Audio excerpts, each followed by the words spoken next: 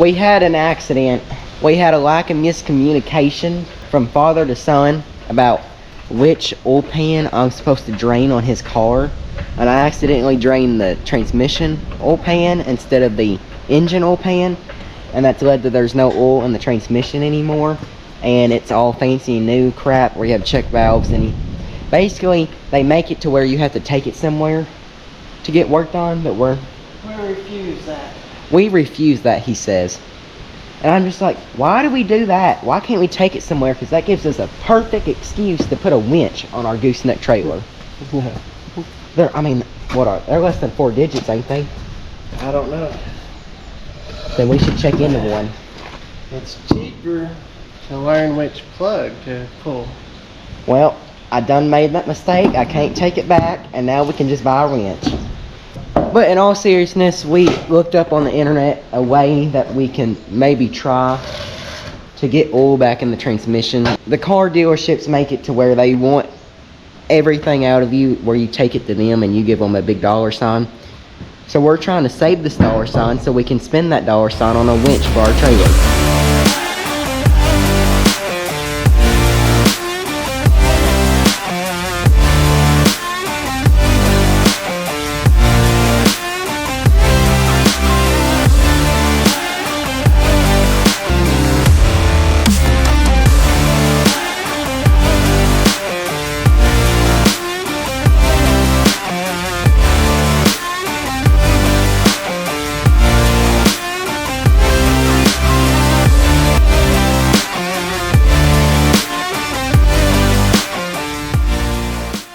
How do these things get so tight? Jeez, that was super tight.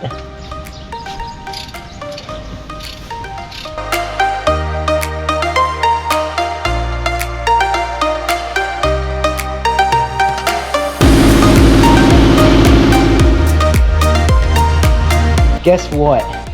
What? I'm so proud of myself. I'm learning so fast. I got changing the oil right in the car and fixing the transmission with your help all on the second try. Yeah, on the second try. Can't learn anything if you don't do anything. I guess when I was your age, I'd already rebuilt some motors and pulled them and transmissions too. You have not done all that. What are you doing, trying to put me to shame now? No, you just don't know if you haven't done it. There's your lesson. Alright, since you pulled all these motors and transmissions, how many times did you mess up when you were my age? As far as draining the wrong oil? No, well, yeah. I'm still waiting on the first time on that. What about like rebuilding them wise and all that? Oh, you take your time. Now, dirt bike motors. The first one, it took a couple tries, but the rest of them's been alright. Oh, I know which transmission you had trouble rebuilding. Now, I didn't say I didn't have to go back and rebuild them again later, but they worked when I first tried them. Well, I'm pretty sure your dozer transmission did not work the first 2 times. That's because we didn't put the right part on. That was a torque converter issue.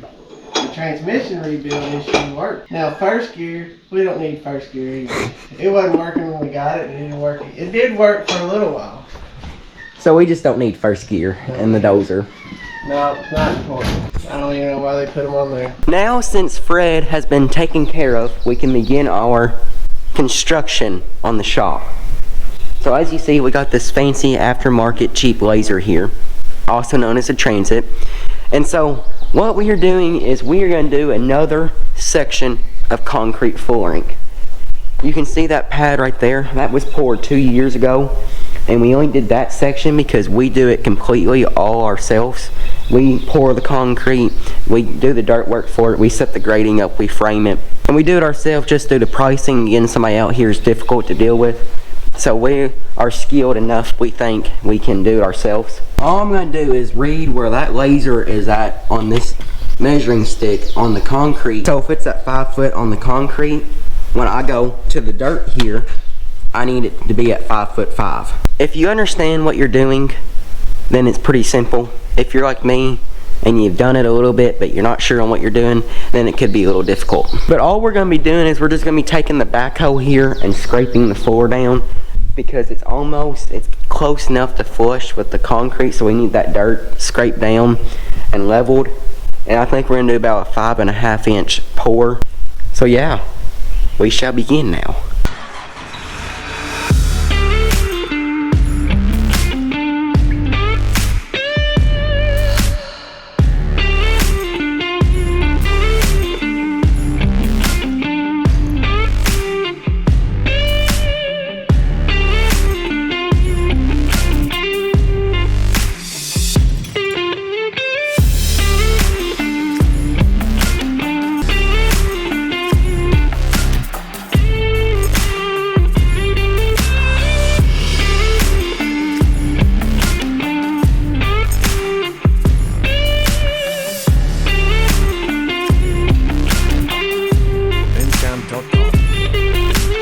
Since we got this new section dug out right here, we are going to take our measuring stick, and I feel like we're going to have to put some back in. I may went a little too deep. You can see we're supposed to be at 7 3/4, right below 8, and we are at 9 1/4. I got my flag that has died over there, and my flag right there that's standing, and those in between those flags are my low spot. So that means that has to be filled in. So dump a pile of dirt right there. See this thing right here? I gotta use this thing right here with my hands, and it usually takes a lot of my strength, and I have to like smooth the rocks out. I think it's called manual labor. I know what I'm doing kind of, so when I'm filling in this dirt, it's because I'm off a 1/2 inch to 1 inch. I'm not off 3 feet. For the ones of you that have never done something like this, it's very tedious to try to get it at the right height. Like the backhoe teeth on the bucket are 1 inch long, at least. I don't know how long they are, but they're at least 1 inch long. If you dig down the height of the teeth, that may be all you have to dig. So it's a very tedious process to get it right. If you don't dig it right across the whole pad and you're an extra 2 inches deep, that's gonna be a lot more money added onto your concrete bill to get the concrete up to the right height. I tell you what, construction takes a really long time. We're not going all the way to the door. We're actually stopping right here is where we're stopping. So you can sort of see the distance from here to the other concrete pad is as far as we're going, and we're going the whole width of the barn. And the reason we are stopping is because if we go any farther, we're going to have to deal with those scales back when we had pigs, and there's a big hole underneath them, and then you're going to have to do your ramp that goes out the door, and then you're also going to have to deal with this door that's going to have the bottom cut off of it so the concrete can go there. And thank you guys for watching this video. Hope that you guys enjoyed it. We learned some new lessons today about which drain plug to take out. But anyways, I will see you guys in the next video. We even have a surprise for the next video, so you'll have to wait and find out. So I'll see you guys in the next one. Remember, faith, family, farming. See you in the next one.